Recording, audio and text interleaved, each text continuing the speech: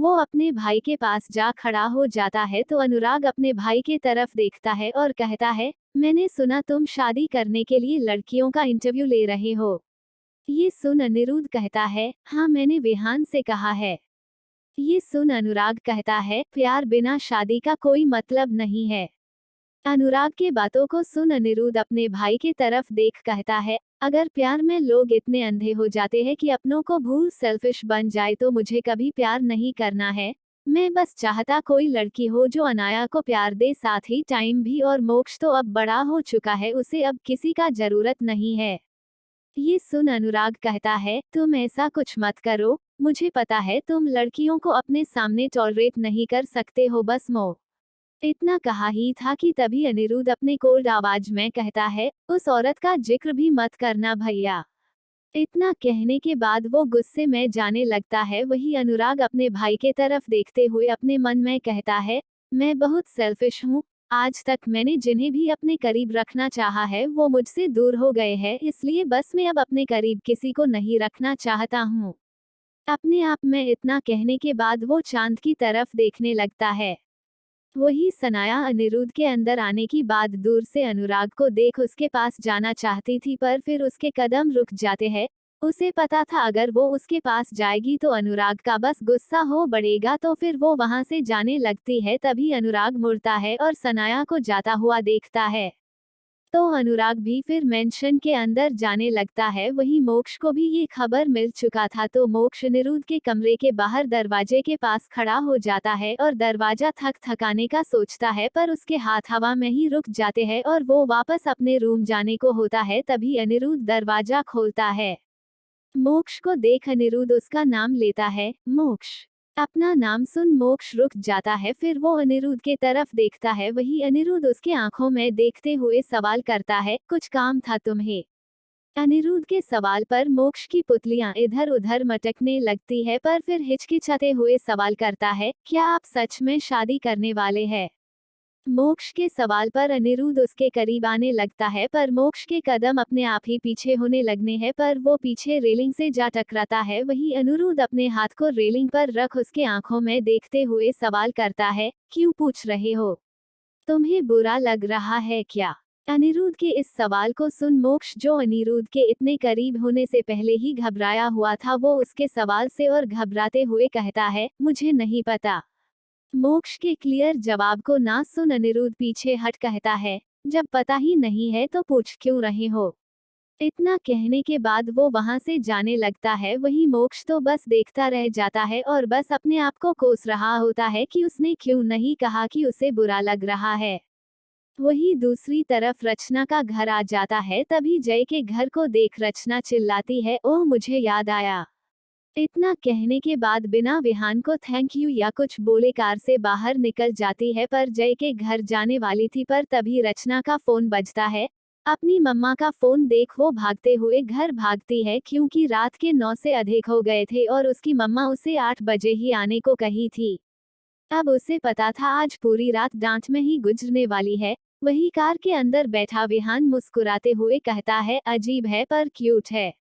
अपने आप में इतना कहने के बाद वो ड्राइवर से कहता है, कार स्टार्ट करो। वही रचना घर जाते हुए जय को कॉल करती है।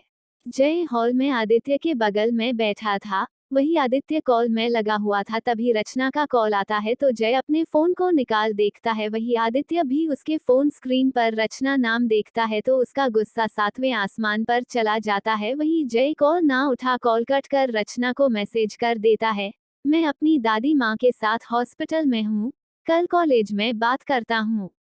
इतना मैसेज टाइप करने के बाद वो रचना को सेंड कर देता है। उसे पता था वो अभी बोल नहीं सकता है। वही जय जब कॉल कट कर मैसेज भेजता है तो आदित्य को बहुत अच्छा लगा है। वही आदित्य का भी कॉल कट हो जाता है और वो अपने फोन रख जय से कुछ कहता कि तभी है आदित्य का फोन वापस बजने लगता है तो वो अपने फोन स्क्रीन पर अपनी सेक्रेटरी का नाम देखता है तो कॉल उठा अपने कान से लगा कहता है, क्या हुआ? आदित्य के सवाल को सुन सेक्रेटरी को समझ आ जाता है। आदित्य भूल चुका है कि उसने होटल बुक करने को कहा था तो वो उदासी से भरे आवाज में कहती है, सर मैंने रूम बुक कर लिया था।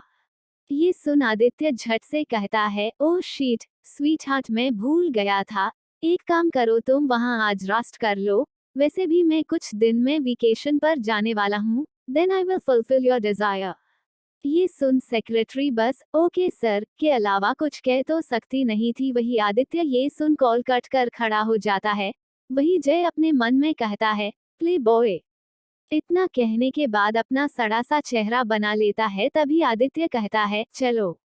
तो जय खड़ा हो जाता है। वही आदित्य आगे बढ़ने लगता है तो जय भी उसके पीछे पीछे जाने लगता है। फिर आदित्य अपने रूम के पास अपने रूम का दरवाजा खोल देता है तो जय रूम के अंदर आदित्य के साथ जा। इतने बड़े रूम को देख उसकी आंखें फटी की फटी रहती है। मेंशन तो बड़ा था ही, पर रूम भी जय के घर से बड़ा था। वो रूम को देख रहा होता है तभी उसे आदित्य का बहुत सारा फोटो दिखता है तो वो हिचकिचाते हुए सवाल करता है, ये रूम आपका है? जय के सवाल पर आदित्य कहता है, हाँ। ये सुन जय घबराते हुए सवाल करता है, क्या हम दोनों साथ एक रूम में रहेंगे?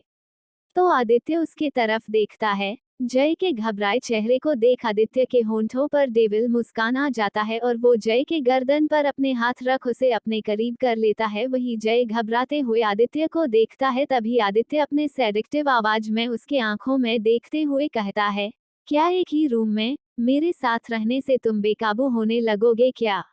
आदित्य की बातों को सुन जय घबराते हुए कहता है, ना नहीं, वो बस इतना बड़ा मेंशन है और हम एक ही रूम में साथ ही सोएंगे इसलिए पूछा।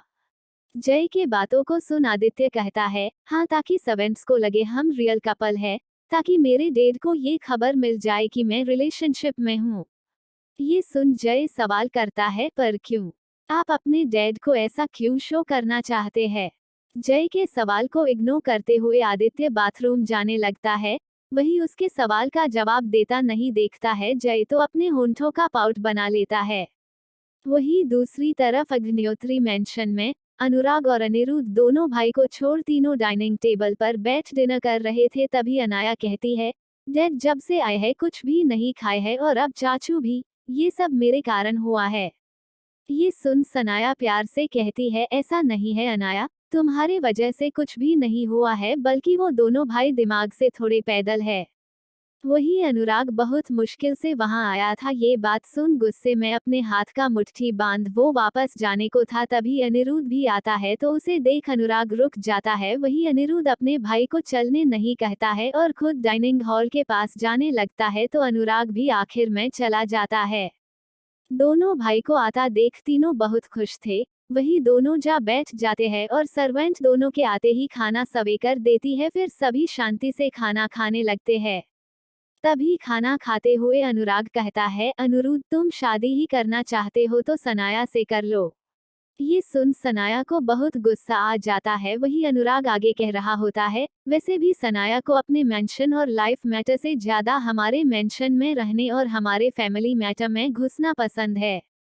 अनुराग के कड़वे बातों को सुन सनाया गुस्से में खड़ी हो अपने सामने रखे पानी के ग्लास को उठा अनुराग के चेहरे पर मार देती है तो अनाया और मोक्ष हैरानी से सनाया को देखते हैं। वही सनाया गुस्से में कहती है, आपको क्या जाता है मैं यहाँ रहूं या कहीं और? वैसे भी आपको तो अपनी फैमिली पसंद नहीं है ना? नहीं यहाँ रहना तो मैं यहाँ रहती हूँ। इस फैमिली के मैटर में कुछ कहती हूँ इससे आपको मतलब नहीं होना चाहिए। और वैसे भी अनिरुद्ध मेरा दोस्त है और मैं अपने दोस्त के लाइफ में इंटरफेयर कर रही हूँ तो उसे कुछ और रिश्ते का नाम देने का कोशिश मत करिए। इतना कहने के बाद सनाया अपने खाने का प्लेट उठा वहां से जाने लगती है। वही मोक्ष भी अपने प्लेट को ले वहां से जाने लगता है तो अनाया भी तीनों के जाने के बाद सिर्फ दोनों भाई बचे था। तभी अनिरुद्ध अपना प्लेट उठा कहता है, भाई यू डिजर्व इट। इतना कहने के बाद वो वहां से जाने लगता है। वही सामने खड़ी सर्वेंट सबके जाने के बाद डरते हुए कहती है, बड़े मालिक मैं तो तौलिया ले आऊं। तो अनुराग नहीं बोल खड़ा हो वहां से जाने लगता है। वही अनिरुद्ध भी सनाया के रूम तीनों के साथ बैठ जाता है तो सनाया अपना नम आंखों को उठा अनिरुद्ध की तरफ देखती है तो अनिरुद्ध कहता है, तुमने ठीक किया। ये सुन सनाया के होंठों पर मुस्कान छा जाता है। फिर चारों साथ खाने लगते हैं। वही अनुराग अपने रूम में बैठा होता है और सिगरेट निकाल सिगरेट के कस लेने लगता है। बस वही उन चारों का खाना खत्म हो जाता है तो अनिरुद्ध मोक्ष और अनाया को प्लेट ले जाने को कहता है तो दोनों वैसा ही करते हैं। दोनों के जाने के बाद अनिरुद्ध कहता है, भाई तुम्हारे लिए सही नहीं है सनाया, उन्हें भूल आगे बढ़ो। अनिरुद्ध के बातों को सुन सनाया कहती है, प्यार को भूल पाना बहुत मुश्किल है अनिरुद्ध। जब अनुराग की शादी नैना दी से हो रही थी तब मैंने बहुत कोशिश की उन्हें भूल जाऊं, और जब स्कूल में थी तभी किसी को डेट भी की थी, तुम्हें तो पता ही है, पर मैं उसके साथ घुटन फील करती थी। तभी तुमने ही कहा था, अपने आप को उस काम के लिए कभी फोर्स मत करो जिसमें तुम्हें घुटन फील हो, इसलिए मैं उससे ब्रेकअप कर ली। इतना कहने के बाद सनाया रोने लगती है। तभी अनिरुद्ध उसके सिर पर अपने हाथ को रख उसे अपने सीने से लगा कहता है, मुझे ऐसा नहीं बोलना चाहिए था, क्योंकि साथ रहने से एक कुत्ते के साथ भी लगाव हो जाता है, फिर इंसान से ना हो ऐसा हो ही नहीं सकता है। अनिरुद्ध के बातों को सुन सनाया उससे दूर हो कहती है, तुमने कभी प्यार नहीं किया इसलिए तुम ऐसा कह रहे हो। सनाया की बातों को सुन अनिरुद्ध बस फीकी मुस्कान के साथ उसे देखता है, फिर खड़ा हो कहता है, सनाया जो दिखता है जरूरी नहीं वो सही हो। इतना कहने के बाद वो जाने लगता है। वही सनाया को कुछ समझ नहीं आता है, वो बस अनिरुद्ध को जाता हुआ देखने लगती है। अनिरुद्ध के जाने के बाद वो बेड पर लेट अपने आंखों को बंद कर लेती है और बार बार जैसा बिहेव अनुराग के साथ की थी डाइनिंग टेबल पर उसे याद करने लगती है। वही अनिरुद्ध अपने रूम के पास गया तो देखा मोक्ष दरवाजे के पास खड़ा है, तो अनिरुद्ध उसे अपने कोल्ड नजर से देखता है और बिना कुछ कहे दरवाजा खोलने वाला होता है, पर तभी मोक्ष कहता है, आप शादी क्यों कर रहे हैं। मोक्ष के सवाल पर अनिरुद्ध कहता है, क्योंकि मैं अकेले रह रह कर थक चुका हूँ और मेरे भी शरीर की जरूरतें हैं जिसे मुझे पूरा करना है। अनिरुद्ध के ऐसे जवाब को सुन मोक्ष अपने चेहरे को उदासी से झुका लेता है, फिर कहता है, ओ शरीर की जरूरतें, मुझे लगा रचना के साथ हुए गलत फहमी को लेकर आप ये शादी करने का सोच रहे हो। इतना कहने के बाद मोक्ष वहां से जाने लगता है। वही अनिरुद्ध उसे जाता हुआ देखता है और अपने मन में कहता है, तुम नहीं समझ सकते हो मुझे। अपने आप में इतना कहने के बाद वो अपने रूम के अंदर चला जाता है और टेबल के ड्रॉर के अंदर रखे सिगरेट के बॉक्स को निकाल उसे जला सिगरेट के कस लेने लगता है। वही दूसरी तरफ आदित्य सावरले बाहर आता है तो देखता है जय पढ़ाई कर रहा है। ये देख आदित्य उसके पास जाता है और अपने शरीर को झुका देखता है क्या पढ़ रहा है, तो आदित्य के इतने करीब आने से जय घबरा जाता है और वो अपने चेहरे को उठा आदित्य के तरफ देखता है। इस वक्त आदित्य सिर्फ तौलिया में थे और उसके जिस्म पर पानी टिका हुआ जिससे वो बहुत सेक्स लग रहा था। आदित्य की हॉट बॉडी को देख जय की सांसें थम जाती है और उसे रचना का भेजा कॉमिक्स याद आने लगता है। फिर वो अपने मन में कहता है, रचना तुम मेरा दिमाग खराब कर दी हो। वही आदित्य उसे अपने तरफ देखता पाता है तो वो अपने सेडिक्टिव आवाज में कहता है, ऐसे क्यों देख रहे हो, चाहते हो मेरे साथ इंटीमेट होना। आदित्य के डायरेक्ट सवाल से जय झट से पीछे हो हड़बड़ाकर कहता है, नहीं नहीं, मैं ऐसा कुछ नहीं चाहता हूँ। जय के रिएक्शन से आदित्य हंसने लगता है। वही जय को लग रहा था वो कहीं दूर जाकर अपने आप को आदित्य के नजरों से छिपा ले। वही आदित्य उसके बुक्स को उठा उसके तरफ कर बेड पर बैठ जाता है तो जय उसे देखता है, फिर अपने नजरें नीचे कर इधर उधर करते हुए कहता है, आप अपने कपड़े नहीं पहनोगे। ये सुन आदित्य अपने तौलिए को भी अपने कमर से हटा बस अंडरवेयर में आ जाता है तो जय का चेहरा लाल होने लगता है। वो अपने चेहरे को मोड़ देता है। तभी आदित्य उसके लाल चेहरे को देख कहता है, मुझे बिना कपड़े के सोने का आदत है। वैसे भी तुम कोई लड़की थोड़ी हो जो इतना शर्मा रहे हो। जल्दी से अपना पढ़ाई खत्म करो और लाइट बंद करो, मुझे बहुत नींद आ रहा है। आदित्य की बातों को सुन जय अपने बुक्स बंद कर कहता है, आप सो जाओ, मैं बाहर बैठकर पढ़ लेता हूँ। इतना कहने के बाद वो जाने को था तभी आदित्य उसके हाथ को पकड़ उसे जाने से रोकता है तो जय उसके तरफ अपने बड़े बड़े आंखों से हैरानी के साथ देखने लगता है। तभी आदित्य कहता है, तुम क्या चाहते हो, कोई सर्वेंट तुम्हें उस पजामे टी शर्ट में देख समझ जाए कि तुम लड़का हो और मेरा प्लान बर्बाद हो जाए। शांति से यही पढ़ाई करो। इतना कहने के बाद वो उसके हाथ को छोड़ देता है। वही जय फिर अपने बुक्स को खोल वही बैठकर पढ़ने लगता है। वही आदित्य अपने लैपटॉप को ले उसे ऑन कर कुछ काम करने लगता है तो जय पढ़ाई करते हुए बार बार उसके बॉडी की देखने लगता है। तभी आदित्य कहता है, अपनी पढ़ाई पर ध्यान दो, मेरे बॉडी को देखने में नहीं, नहीं तो मैं। इतना कहने के बाद उस देख एक डेविल मुस्कान देता है। जिस मुस्कान का मतलब समझना जय के लिए मुश्किल नहीं था, वो झट से अपने बुक्स के तरफ देख अपने पढ़ाई पर बस ध्यान देने लगता है। वही आदित्य सिगरेट के बॉक्स को ले सिगरेट निकाल उसे जलाने को होता है, पर उसे जय का कंडीशन याद आता है तो वो लैपटॉप बंद कर जा चेयर पर रखे खड़ा हो मैन लॉन्ग वेयर सूट अपने जिस्म में डाल बस कमर पर लगे कपड़े के बेलों को लगा देता है। वो पहने से भी आदित्य का शोल्डर दिख रहा था और वो बहुत हॉट लग रहा था, तो जय एक नज़र फिर उस पर डालता है पर फिर वापस अपने पढ़ाई में ध्यान देने लगता है। वही आदित्य सिगरेट ले बल्लिनी के पास जा उसे जला सिगरेट के कस लेने लगता है। वही आदित्य सिगरेट के कस लेते हुए कुछ याद करने लगता है। मुझे आज तक किसी पर भरोसा नहीं हुआ, पर मैंने तुम पर पूरा भरोसा किया था, पर तुमने मेरा भरोसा तोड़ दिया। आदित्य चिल्लाकर कह रहा था, तभी उसके बगल में खड़ा आदमी कहता है, मैंने तुम्हारा भरोसा नहीं तोड़ा है।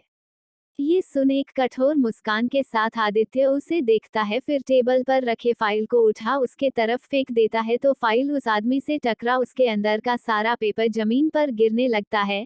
फिर आदित्य गुस्से में चिल्लाकर कहता है, तो फिर ये सिर्फ हम दोनों को पता था, तो इन्फॉर्मेशन लीक कैसे हुआ? आदित्य की बातों को सुन वो आदित्य की तरफ देख कहता है, मुझे नहीं पता। ये सुन आदित्य गुस्से में चिल्लाकर कहता है, पता नहीं या बता नहीं सकते हो, पर मैं पता लगा कर रहूंगा, अब दफा हो जाओ यहाँ से, पर याद रखना अगर मुझे सच का पता चल गया तो मैं तुम्हें जिंदा नहीं छोड़ूंगा। ये सुन आदमी आदित्य को बस देखता है पर आगे कुछ ना कह वहां से जाने लगता है। पास्ट को याद करने के बाद आदित्य सिगरेट के कस लेते हुए ही खुद में कहता है, मेरे जिंदगी का सबसे बड़ा गलती था वो, जब मैं आदित्य दीवान किसी पर भरोसा किया था, पर ये गलती मैं दोबारा नहीं दोहराऊंगा। इतना कहने के बाद गुस्से में बस सिगरेट के कस लिए जा रहा था। कुछ वक्त के बाद वो सिगरेट को नीचे फेंक अंदर चला जाता है तो देखता है जय पढ़ते पढ़ते किसी बिल्ली के बच्चे की तरफ एक कोने में अपने शरीर को समेत सोया हुआ था, तो आदित्य जा उसके बुक्स को बंद कर उसे उठा टेबल पर रख जय को अच्छे से सुला देता है, फिर उसके शरीर पर चादर ढक खुद दूसरे तरफ जा लेट जाता है। धीरे धीरे ये रात बीतने लगता है। सुबह का वक्त हो चुका था। जय का नींद भी खुल जाता है और वो अपने हाथ को फेर रहा होता है, तभी उसे एहसास होता है कि वो किसी के खुले सीने को टच कर रहा है, तो उसका आंख झट से खुल जाता है और वो उठ आदित्य के सीने पर ही अपने हाथ को रखे आदित्य को देखने लगता है। वही आदित्य का आंख भी खुला था तो जय का चेहरा लाल होने लगता है। वही जय के हाथ को अब भी अपने सीने के ऊपर पर आदित्य अपने फ्लर्टी अंदाज में कहता है, लगता है मुझे छूने में तुम्हें बहुत मजा आ रहा है। आदित्य की बातों को सुन वो झट से अपने हाथ पीछे कर कहता है, सॉरी वो मुझे नहीं पता था, ये आप हो। जय के बातों को आदिल उठ जय का हाथ पकड़ अपने करीब खींच कहता है, अच्छा तो किसी सोचकर मुझे छू रहे थे। आदित्य के ऐसे सवाल पर जय अपने आप को छुड़ाने का कोशिश करते हुए कहता है, किसी को नहीं बस नींद में था।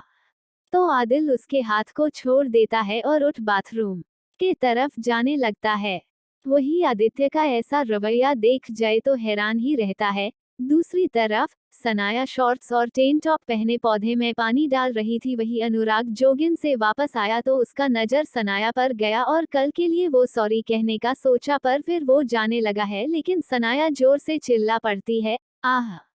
तो अनुराग भागते हुए उसके पास जाता है, तभी सनाया अनुराग को देख कहती है, इस कीड़े को हटाओ नहीं तो मुझे ये खा जाएगा।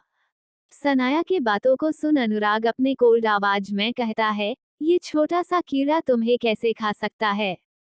वही कीड़ा धीरे धीरे सनाया के टेन टॉप के अंदर जा रहा था तो सनाया चिल्लाने लगती है, निकालो जल्दी उसे, आ। वही अनुराग निकालने का सोचता है, पर जिस तरफ वो कीड़ा जा रहा था वहां से निकालना उसके लिए मुश्किल था, पर सनाया का चिल्लाना सुन अनुराग उसके मुंह पर अपने हाथ को रख देता है तो सनाया कीड़े के बारे में भूल अपने आंखों को बड़ा बड़ा कर अनुराग के आंखों में बस देखने लगती है। वही अनुराग भी उसके आंखों में देखते हुए टेन टॉप के अंदर जाते कीड़े को जा पकड़ता है तो सनाया की सांसें उसके जिस्म में अनुराग का हाथ लगते ही तेज हो जाती है। वही अनुराग उस कीड़े को फेंक उससे दूर हो वहां से जाने लगता है। वही सनाया पानी का जग रख अपने लाल हुए गाल को पकड़ कहती है, उसने मुझे यहाँ छुआ। वही ऊपर से अनिरुद्ध ये सब देख रहा था, फिर अपने मन में कहता है, सनाया का कुछ नहीं हो सकता है। इतना कहने के बाद वो सावर लेने चला जाता है। वही सनाया गाना गाते हुए अंदर जा रही होती है। आज मैं ऊपर, आसमां नीचे। आज मैं आगे, जमाना है पीछे। आज मैं ऊपर, आसमां नीचे। आज मैं आगे, जमाना है पीछे। टेल मी, ओ खुदा, अब मैं क्या करूं? चलूं सीधी की उल्टी चलूं? ये गाना गाते हुए सनाया अंदर जाती है। तभी मोक्ष सनाया के बेसुरे गाने को सुन सनाया के तरफ देखता है, पर सनाया को खुश देख वो उसके बेसुरे गाने को टॉलरेट कर रहा होता है। वही सनाया मोक्ष को देखती है तो वो मोक्ष के पास जा कहती है, मोक्ष आज कॉलेज मत जाओ, दोनों भाई के जाने के बाद हम तीनों कहीं एंजॉय करने चलते हैं। सनाया के बातों को सुन मोक्ष कहता है, हम लोग शाम को चले, वैसे भी दोनों रात में आते हैं। ये भी ठीक था तो सनाया कह देती है, ओके, फिर अपने रूम जाने लगती है। वही दूसरी तरफ विक्रांत टेबल पर रखे फाइल को देख रहा होता है। तभी उसे आदित्य का कॉल आता है तो विक्रांत अपने फोन को उठा स्क्रीन पर आदित्य का नाम देखता है तो वो कॉल रिसीव कर कहता है, हाँ आदित्य। तभी आदित्य अपने बालों को सुखाते हुए कहता है, क्या सोचे हो? आदित्य के सवाल पर विक्रांत कहता है, मैं सोच रहा हूँ। विक्रांत के जवाब को सुन आदित्य कहता है, ओके, रात में फार्म हाउस में मिलते हैं। ये सुन विक्रांत ठीक है कह देता है तो आदित्य फिर कॉल कट कर देता है। तभी आदित्य की सेक्रेटरी दरवाजा नॉक करती है तो आदित्य जा दरवाजा खोल देता है। तभी सेक्रेटरी ग्रिड करती है, फिर उसके तरफ बैग बढ़ा देती है और अंदर देखने लगती है, पर आदित्य उसके हाथ से बैग ले कहता है, बाहर वेट करो। इतना कहने के बाद दरवाजा बंद कर देता है और बैग से एक ड्रेस निकाल बेड पर रख उसके ऊपर एक नोट चिपका देता है। फिर खुद रूम से बाहर निकल जाता है और सेक्रेटरी के कमर पर हाथ रख उसे अपने साथ ले जाने लगता है तो सेक्रेटरी हिचकिचाते हुए सवाल करती है, क्या आपने गर्लफ्रेंड बना लिया है?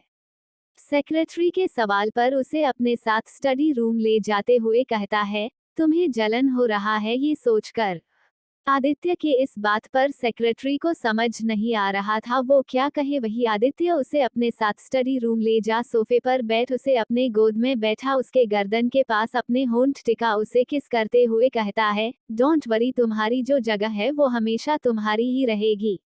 इतना कहने के बाद वो अपने हाथ को उसके शर्ट के बटन के पास ले जा उसके शर्ट के बटन को खोलने लगता है। तभी सेक्रेटरी बहुत हिम्मत कर सवाल करती है, मेरी क्या जगह है आपके लाइफ में?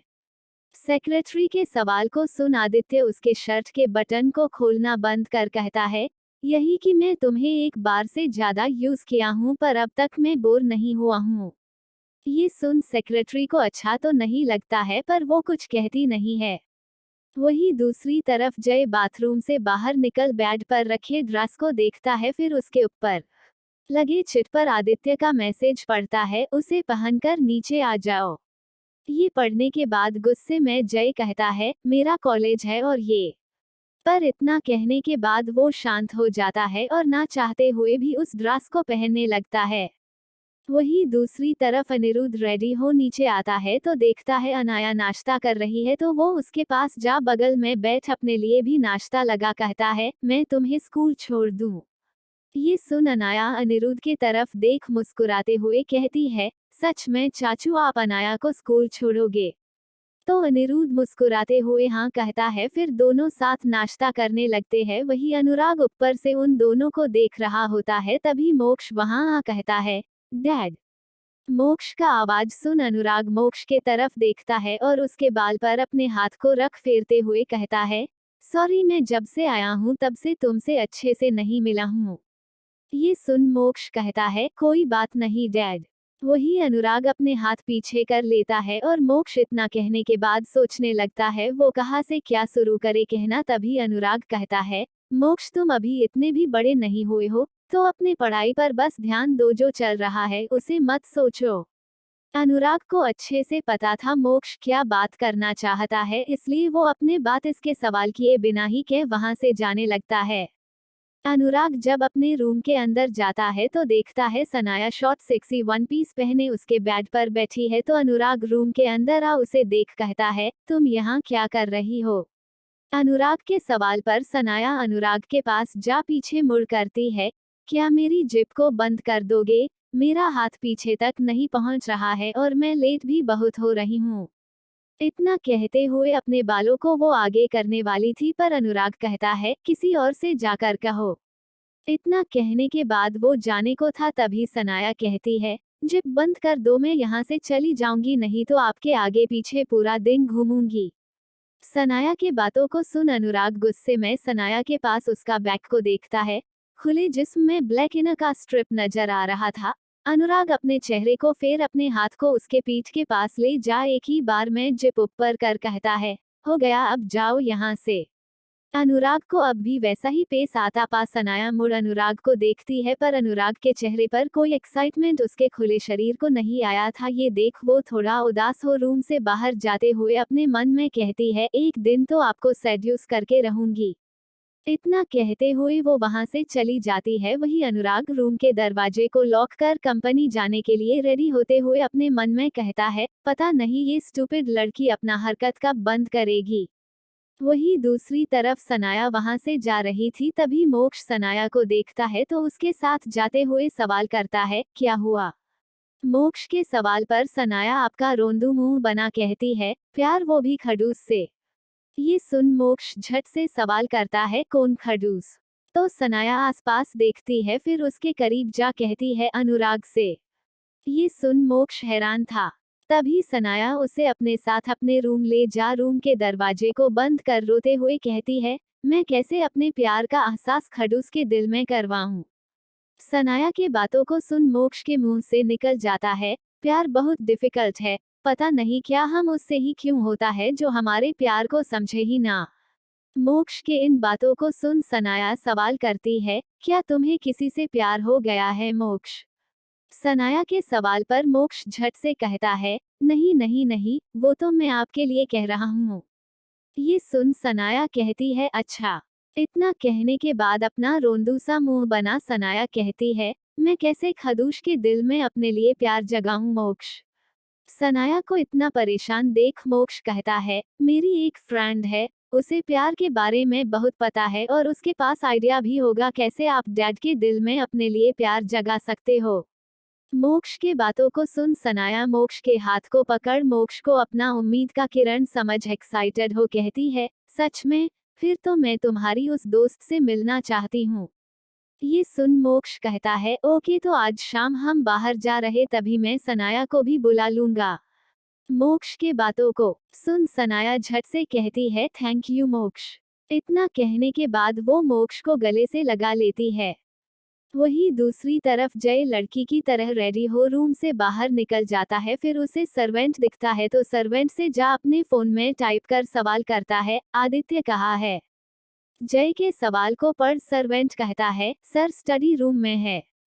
ये सुन झट से इशारा करते हुए जय सवाल करता है, स्टडी रूम कहाँ है।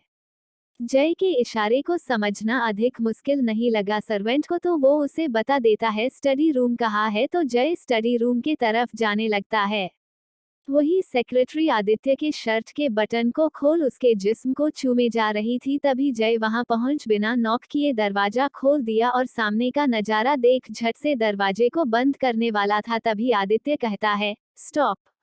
तो जय के भी मुड़ते कदम रुक जाते हैं, वही सेक्रेटरी भी रुक जाती है और मुड़ आदित्य दरवाजे की तरफ देख रहा था तो वो भी अपने चेहरे को मोड़ दरवाजे की तरफ देखती है। उसी लड़की को देख वो आदित्य से दूर हो अपने कपड़े ठीक करने लगती है, तभी आदित्य कहता है, अभी यहाँ से जाओ, मुझे कुछ क्वालिटी टाइम अपनी गर्लफ्रेंड के साथ बिताना है। आदित्य की बातों को सुन सेक्रेटरी को बहुत गुस्सा आ रहा था। वो अपने कपड़े ठीक कर गुस्से में वहां से जाने लगती है और जब दरवाजे के पास आती है तो जय की तरफ अपने कठोर नजर से देखती है, तभी आदित्य अपने हाथ के इशारे से उसे अपने पास बुलाता है तो जय उसके पास जाने से कतरा रहा था, तभी आदित्य अपने कोल्ड आवाज में कहता है, डोर क्लोज कर मेरे पास आओ। आदित्य की कठोर आवाज को सुनना चाहते हुए भी जय को उसका बात सुनना पड़ता है और वो दरवाजा बंद कर अपने छोटे कदमों के साथ आदित्य के पास जाने लगता है। जैसे ही वो आदित्य के पास आ खड़ा हुआ ही था कि आदित्य उसके हाथ को पकड़ अपने गोद में खींच लेता है तो जय उसके गोद में जाते ही कहता है, ये क्या कर रहे हैं आप। जय के सवाल पर आदित्य उसके कान के करीब जा अपने सेडेक्टिव आवाज में कहता है, अपनी प्रिटेंडिंग गर्लफ्रेंड को अपने गोद में बैठाया हूँ। ये सुन जय को बहुत गुस्सा आता है और वो कहता है, कैसे इंसान हो आप? आपको बस लोगों के फीलिंग्स के साथ खेलना आता है। आपको पता है लड़की अपना सब कुछ एक लड़के को तब देती है जब उसे उससे प्यार हो, पर आपको किसी के प्यार का कोई वैल्यू नहीं है। एटलीस्ट जिसके साथ थे आप अभी, उसे आपको ऐसे हॉट नहीं करना चाहिए था। जय की बातों को सुन आदित्य कहता है, प्यार प्यार जैसा कुछ नहीं होता है। सब सेल्फिश होते हैं और तुम लड़कियों की फीलिंग्स का कह रहे हो तो वो मेरे साथ इंटीमेट इसलिए नहीं होती है क्योंकि उसे मुझसे प्यार है, बल्कि मेरे साथ सोने के बाद वो सक्सेस अचीव कर सकती है। आदित्य की बातों को सुन जय उसके गोद से उठ कहता है, हर लड़की एक जैसी नहीं होती है और जरूरी नहीं सब सेल्फिश हो। इतना कहने के बाद गुस्से में वो वहां से जाने को होता है, तभी आदित्य उसके हाथ को पकड़ अपने गोद में वापस खींच कहता है, अच्छा तो बताओ तुम मेरे साथ क्यों हो, क्यों लड़के होने के बाद भी मेरे प्रिटेंडेड गर्लफ्रेंड बनने के लिए तैयार हो गए हो? आदित्य के इस सवाल पर जय उसे देखता है, पर वो कुछ कहता इससे पहले ही आदित्य कह पड़ता है, क्योंकि तुम्हें पैसे की जरूरत है और ये सेल्फिशनेस ही है तुम्हारा। आदित्य की बातों को सुन जय कहता है, मैं सेल्फिश नहीं हूँ, बस अपने परिवार से प्यार करता हूँ इसलिए। सेल्फिश इंसान तब कहलाता है जब वो अपने बारे में सोचे, पर मैं यहाँ सिर्फ अपनी दादी माँ के बारे में सोच रहा हूँ और अपनों के लिए सोचना सेल्फिशनेस नहीं होता है।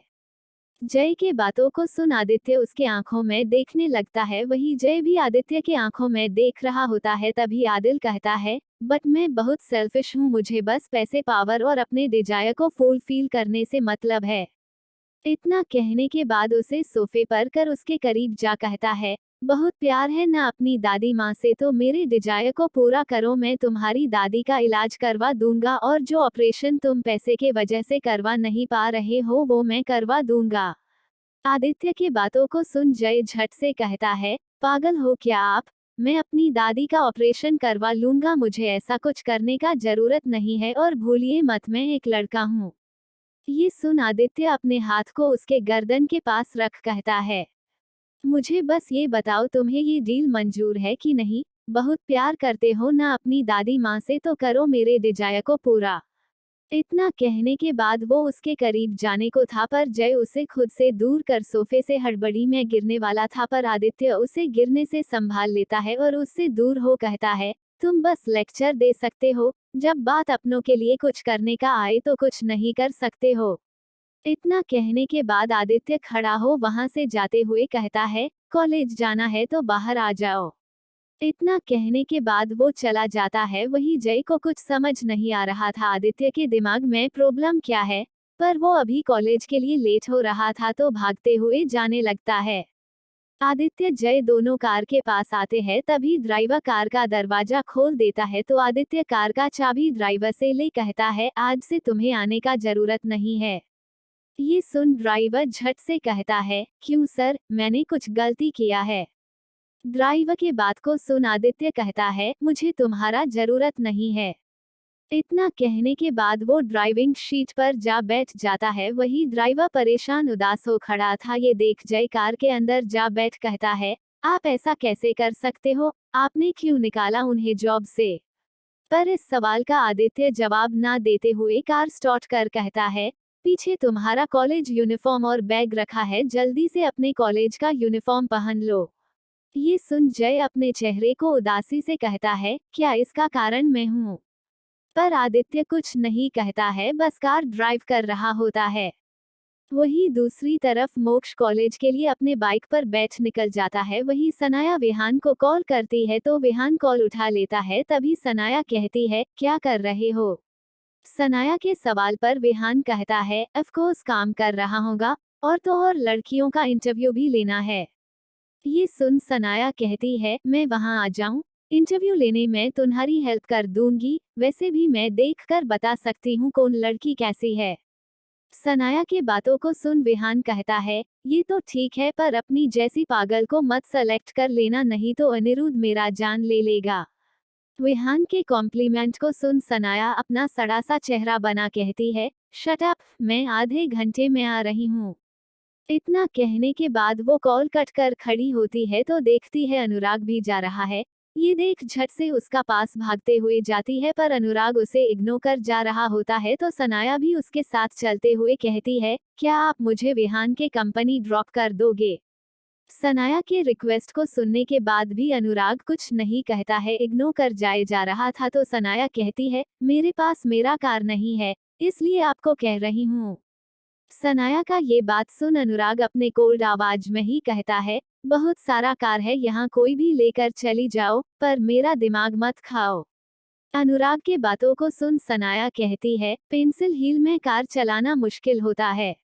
सनाया का एक्सक्यूज सुन अनुराग कहता है, तो ड्राइवर लेकर जाओ। अनुराग के बार बार मना करने से सनाया को इरिटेट हो गई थी।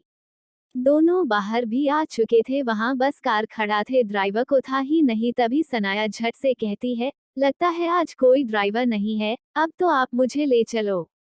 पर अनुराग अब भी साफ मना कर देता है तो सनाया गुस्से में पैदल जाने लगती है। वही अनुराग कार के अंदर जा बैठ अपने सीट बेल्ट को लगा एक गहरी सांस भर खुद में कहता है, सनाया को समझ क्यों नहीं आता है, मैं उससे कभी प्यार नहीं कर सकता हूँ। मेरे लिए मेरा पहला और आखिरी प्यार बस नैना है।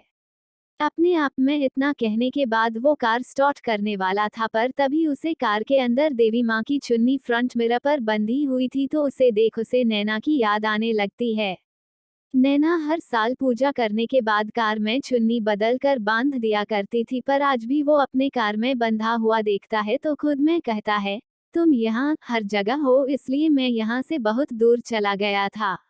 वो खुद में ये सब कहते हुए अपने पुराने यादों में खोया हुआ था। वही सनाया मेंशन से बाहर निकल रास्ते पर खड़ी थी। दूसरी तरफ अनुराग कार स्टार्ट कर देता है, फिर मेंशन के गेट से बाहर निकल सनाया को देखता है जो रोड पर खड़ी थी। तभी एक स्पोर्ट्स कार सनाया के पास आ रुकता है और कार के अंदर बैठा आदमी कार का शीशा नीचे कर सनाया को देखता है। वही लड़का के ऐसे उसे घूरने से सनाया को गुस्सा आता है, पर वो देखती है कि अनुराग का कार आ रहा है। तभी अपने शरीर को झुका अपने हाथ फोल्ड कर विंडो के पास रख अपने सेक्सी आवाज में कहती है, क्या मुझे तुम लिफ्ट दे सकते हो प्लीज? ये सुन लड़का उसके सीने की तरफ अपने घटिया नजर से देखते हुए कहता है, क्यों नहीं बेबी, कार के अंदर बैठो।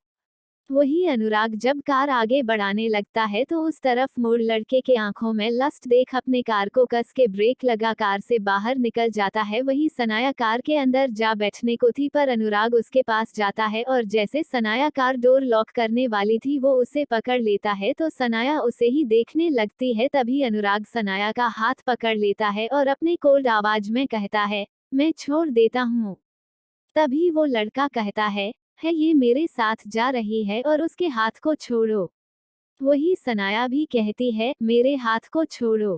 तो अनुराग गुस्से में उसे घूर कर देखता है तो उसका हाथ को खींच लेता है, जिस कारण वो कार से बाहर निकल जिस अनुराग के बाहों में जाती है। तभी अनुराग अपने कठोर आवाज में कहता है, अगर चाहते हो तुम्हारे साथ कुछ भी मैं बुरा ना करूं तो यहाँ से निकल जाओ। अनुराग के बातों को सुन वो लड़का कार से बाहर निकल कहता है, अच्छा मुझे धमकी देना वाले तुम होते कौन हो?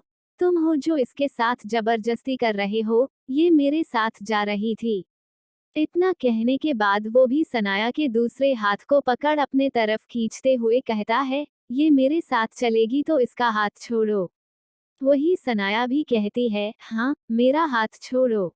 तो अनुराग उसे घूर कर देखता है। वही सनाया अपने हाथ को छुड़ा लेती है और जा लड़के के साथ जाने को थी। तभी अनुराग जा दोनों के हाथ को छुड़ा अपने बाहों में वापस सनाया को खींच कहता है, सनाया बहुत हुआ, अब चलो भी मेरे साथ। तभी सनाया कहती है, आप थे जो मुझे लिफ्ट देना नहीं चाहते थे, फिर अब क्या हो गया? सनाया के सवाल को सुन अनुराग कुछ कहता नहीं है, बस सनाया को ले जाने लगता है। वही वो लड़का अपने आप में कहता है, लगता है ये लड़की उस आदमी की गर्लफ्रेंड है, पर जो भी है मैं इसे अपने हाथ से जाने नहीं देना चाहता हूँ। खुद में इतना कहने के बाद वो लड़का कहता है, तुम्हारे पास मैनर्स नहीं है, उसके साथ जबरदस्ती करना बंद करो। वही सनाया भी अपने हाथ को किसी तरह छुड़ा कहती है, ऐसे हक जताना मुझ पर बंद करो, मैं तुम्हारी कुछ नहीं लगती हूँ तो मैं तुम्हारे साथ नहीं जाऊंगी। इतना कह वापस वो उस लड़के के पास जाने को थी, वही ये देख लड़का बहुत खुश हो रहा होता है। तभी अनुराग सनाया का हाथ पकड़ अपने बाहों में वापस खींच अपने दोनों हाथ उसके चेहरे पर रख उसके होंठों पर अपने होंठ टिका उसे किस करने लगता है।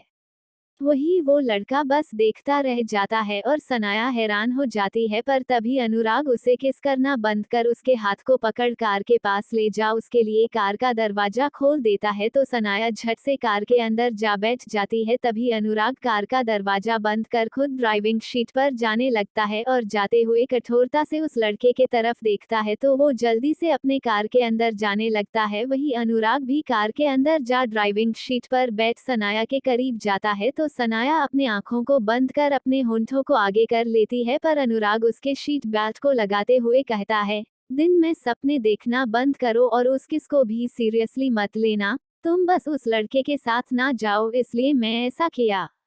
अनुराग के बातों को सुन सनाया अपनी आंखें खोल उदासी से अनुराग को देखती है। वही अनुराग सीट बेल्ट लगा उससे दूर हो कहता है, वो लड़का दिखने में ही अच्छा नहीं लग रहा था। तुम इतनी बेवकूफ कैसे हो सकती हो? उस लड़के के आंखों में साफ तुम्हारे लिए लस्ट नजर आ रहा था। ये सब कहते हुए अनुराग कार स्टार्ट कर देता है। वही सनाया इन सब बातों को इग्नोर करते हुए कहती है, आपने मुझे किस बस इसलिए किया ताकि मैं उसके साथ ना जाऊं? मतलब आप मेरी केयर करते हैं, और केयर तभी कोई करता है जब वो उससे प्यार करता हो। सनाया के बातों को सुन अनुराग अपने कठोर आवाज में कहता है, सनाया इस सपने से बाहर आओ, नहीं तो अपनी पूरी जिंदगी तुम मेरा इंतजार करते करते थक जाओगी, पर मैं तुम्हें कभी नहीं मिलूंगा और फिर कोई और भी कभी नहीं तुम्हें मिल पाएगा। सनाया को वो अपनी बात समझाने का कोशिश कर रहा था, पर वो समझने वाली थोड़ी थी। वहीं दूसरी तरफ अनिरुद्ध कंपनी में काम करते हुए कुछ सोच रहा था। तभी केबिन डोर नॉक होता है, तो अनिरुद्ध अपने सोच से बाहर आ अपने कोल्ड आवाज में कहता है, कमिंग। अनिरुद्ध के आवाज को सुन अनिरुद्ध का असिस्टेंट केबिन के अंदर आ अनिरुद्ध के पास जा एक फाइल बढ़ा देता है। तो अनिरुद्ध उस फाइल को ले कहता है, विक्रांत क्या करने वाला है, कुछ पता चला? इस पर चिराग झट से कहता है, नो सर। तो अनिरुद्ध एक गहरी सांस भर अपने मन में कहता है, विक्रांत जरूर कुछ बड़ा प्लान कर रहा होगा, पर जो भी हो मैं नहीं चाहता कोई मेरे फैमिली को टारगेट करने का हिम्मत करे। अपने मन में इतना कहने के बाद वो फाइल को खोल उसे पढ़ने लगता है, फिर कहता है, ओके तुम मिस्टर खन्ना से कांटेक्ट करो और मीटिंग अरेंज करो। तो चिराग यस सर बोल जाने लगता है। वही दूसरी तरफ मोक्ष क्लास में अपने दोनों दोस्तों के साथ उदास बैठा था। तभी रचना उसके कंधे पर हाथ रख कहती है, टेंशन मत लो, मुझे यकीन है तुम्हारे अंकल शादी नहीं करेंगे। रचना के बातों को सुन मोक्ष मासूम सा चेहरा बना कहता है, प्लीज यार उन्हें मेरा अंकल मत बोलो। ये सुन सिल्ली सा मुस्कान मुस्कुरा रचना कहती है, सॉरी। वही जय खुद में ही खोया होता है। तभी मोक्ष रचना दोनों बातें करते हुए जय को देखते हैं, तो शांत हो आंखों ही आंखों में बातें करने लगते हैं। फिर मोक्ष जय से कहता है, जय कुछ हुआ है क्या? ये सवाल सुन जय अपने सोच में खोया हुआ सवाल करता है, क्या मैं सेल्फिश हूँ? जय के सवाल को सुन रचना कहती है, किसने तुम्हें सेल्फिश बोला है? मैं उसके हाथ पैर तोड़कर आती हूँ। ये सुन मोक्ष रचना के सिर पर धीरे से मार कहता है, धीरे बोलो। तो रचना सिल्ली सा मुस्कान दे देती है। वही क्लास में वही लड़की मोक्ष रचना के बात हरकत और एक दूसरे के इतने करीब है उसे ही देख रही थी और अपने मन में कहती है, तुम दोनों को देख कोई भी बता सकता है तुम दोनों रिलेशनशिप में हो, पर ये समझने के बाद भी मैं अपने आप को तुम्हारे तरफ बढ़ने से खुद को रोक नहीं पा रही हूँ मोक्ष। मैं तो रचना से बहुत ज्यादा खूबसूरत दिखती हूँ, पर फिर तुम मेरे तरफ एक बार भी नहीं देखते हो। इतना कहने के बाद वो अपने सिर को टेबल पर टिका बस मोक्ष को देख रही होती है। वही जय कुछ कहता कि तभी प्रोफेसर आ जाते हैं। फिर सभी को शांत होना पड़ता है और सभी खड़े हो विश करते हैं। फिर प्रोफेसर बैठने का कह क्लास स्टार्ट कर देता है। वही दूसरी तरफ सनाया को विहान के कंपनी छोड़ने के बाद अनुराग वहां से निकल जाता है और सनाया अंदर जा विहान के साथ लड़कियों का इंटरव्यू लेने लगती है। आधी लड़कियां तो विहान को ही शादी के लिए प्रपोज कर चली जा रही थी और आधी पैसे पावर की लालची थी। वही कुछ गिनी चुनी अच्छी और लॉयल हो सकती थी। ऐसे ही धीरे धीरे वक्त बीतने लगता है। वही कॉलेज में सारे क्लास ओवर हो जाते हैं, फिर सभी स्टूडेंट बाहर जाने को थे पर सीनियर्स आ जाते हैं तो फ्रेशर पार्टी की बात कर वहां से चले जाते हैं, तो सभी स्टूडेंट उस बारे में बात करते हुए कॉलेज से बाहर जा रहे होते हैं। वही रचना, जय, मोक्ष तीनों भी जाने वाले होते हैं पर तभी वो लड़की मोक्ष के पास आ जाती है तो तीनों रुक जाते हैं। फिर मोक्ष उसे देख सवाल करता है, क्या हुआ? आगे के भाग को जानने के लिए चैनल को सब्सक्राइब करें और वीडियो पर कमेंट लाइक कर अपना सपोर्ट दे। Thank you.